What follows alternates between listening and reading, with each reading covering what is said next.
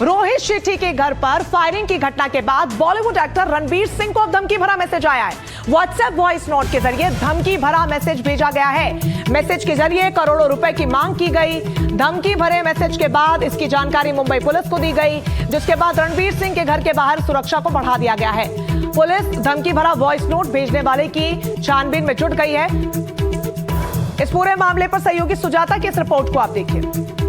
Bollywood actor Ranveer Singh को धमकी आई है और ये धमकी फिल्म निर्माता रोहित शेट्टी के घर पर हुई फायरिंग के बाद अब बॉलीवुड के एक्टर रणवीर सिंह को मिली है, जिसके बाद उनके घर के बाहर अब सुरक्षा बढ़ा दी गई है।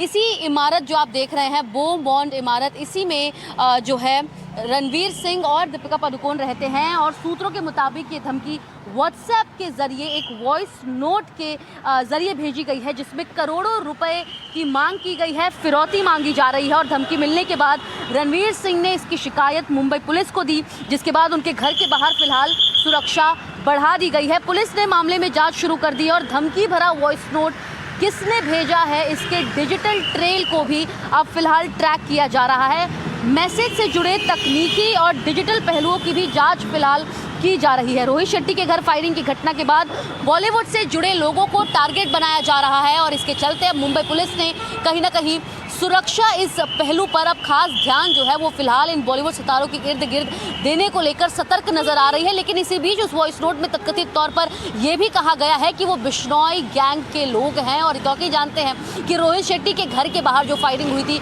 उसका पूरा वो पूरा क्रेडिट है वो बिश्नोई गैंग द्वारा ले लिया गया था। और इस मामले में भी क्योंकि रणवीर सिंह को बिश्नोई का नाम देते हुए, उनका हवाला देते हुए फिरौती की रकम मांगी गई है। मुंबई से कैमरा पर्सन राजेंद्र दयालकर के साथ सुजाता द्विवेदी, एनडीटीवी इंडिया के लिए।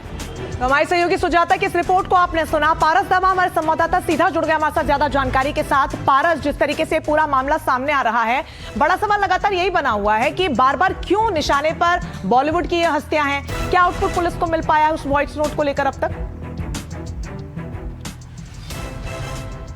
जी बिल्कुल, ये बहुत महत्वपूर्ण सवाल है क्योंकि एक ज़माना था जब बॉलीवुड पर अंडरवर्ल्ड राज करता था। अंडरवर्ल्ड की तरफ से पूरा बॉलीवुड चलाया जाता था। लगातार इसी तरीके से फिरौती मांगी जाती थी। बॉलीवुड एक्टर्स हो, डायरेक्टर्स हो, प्रोड्यूसर्स हो, उनसे फिरौती मांगी जाती थी।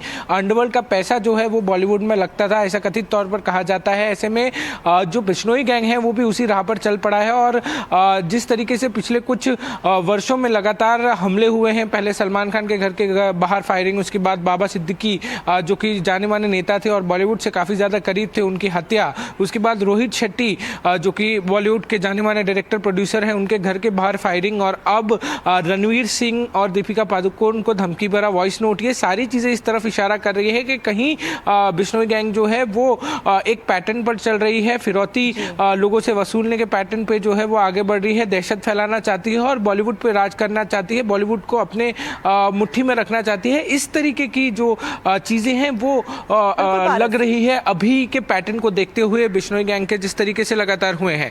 तो महत्वपूर्ण सबसे बात यह है कि रणवीर सिंह को जो है वो एक थ्रेट, बिल्कुल एक सुदृढ़ कानून व्यवस्था में इस तरीके से ये कल्चर देखने को मिलना, जहां पर तमाम बड़ी हस्तियां जो कि बहुत स्वाभाविक है कि एक बहुत ही पॉश इलाके में रहती होंगी, सुरक्षा के बंदोबस्त होंगे, इनके पर्सनल सिक्योरिटी बाउंसर सब होते बावजूद ही हो जाना, ऐसे में आम इंसान के लिहाज से भी अगर देखें तो एक बहुत बड़ा चिंता का विषय यह है कानून व्यवस्था फिलहाल।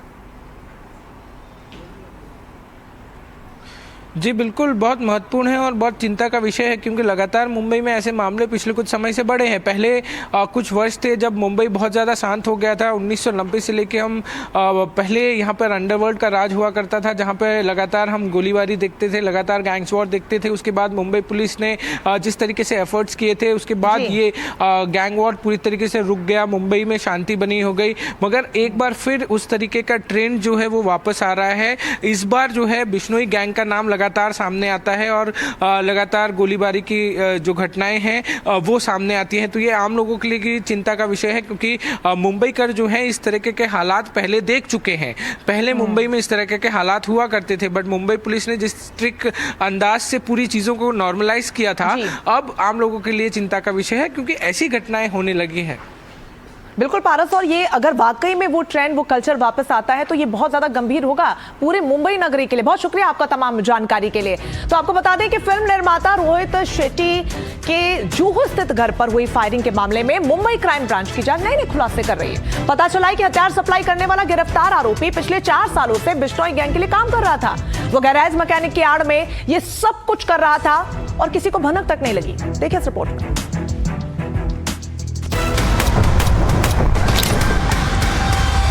1 फरवरी की रात मुंबई का जुहू इलाका गोलियों से गूंज उठता है। ये फायरिंग जाने माने फिल्मकार रोहित शेट्टी के घर पर हुई थी। जांच हुई तो पता चला कि ये गैंगस्टर शुभम लोनकर ने करवाई थी। लॉरेंस बिश्नोई गैंग का खास गुर्गा है शुभम। पुलिस ने आदित्य ज्ञानेश्वर गायकी, सिद्धार्थ दीपक यनपुरे, समर्थ शिव शरण पोमाजी, स्वप्निल बंडू सकट नाम के 4 आरोपियों को गिरफ्तार किया। उस शख्स को भी गिरफ्तार किया गया जिसने हथियार सप्लाई किया था। इसका नाम आसाराम फासले है। इस हथियार सप्लायर के बारे में भी बड़ी जानकारी सामने आ रही है। सूत्रों के मुताबिक इस केस में हथियार सप्लाई करने के आरोप में गिरफ्तार आसाराम फासले पिछले करीब 4 साल से लॉरेंस गैंग के लिए काम कर रहा था। वो गैरेज मैकेनिक की आड़ में हथियार सप्लाई करता था। बताया जा रहा है कि फासले बाबा सिद्दीकी हत्याकांड केस के कथित मास्टरमाइंड शुभम लोनकर से काफी प्रभावित था। उसी प्रभाव में आकर उसने 4 साल पहले बिश्नोई गैंग ज्वाइन करने का फैसला किया और धीरे धीरे लोनकर का भरोसेमंद आदमी बन गया। फासले बीते करीब 10 साल से पुणे के वारजे इलाके में एक गैरेज में काम कर रहा था। इसी दौरान उसका संपर्क लोनकर से हुआ था। सूत्रों का कहना है कि रोहित शेट्टी फायरिंग केस में पहले गिरफ्तार किए गए 4 आरोपियों में एक स्वप्निल सकट से फासले की पहचान पहले से थी। ये पहचान भी लोनकर के जरिए ही हुई थी। बताया जा रहा है कि लोनकर के निर्देश पर फासले ने ही सकट को हथियार मुहैया कराया था। उसी हथियार को शूटर तक पहुंचाया गया। वैसे पुलिस अभी तक शूटर तक नहीं पहुंच पाई है। मुंबई से पारस दामा के साथ ब्यूरो रिपोर्ट, NDTV इंडिया।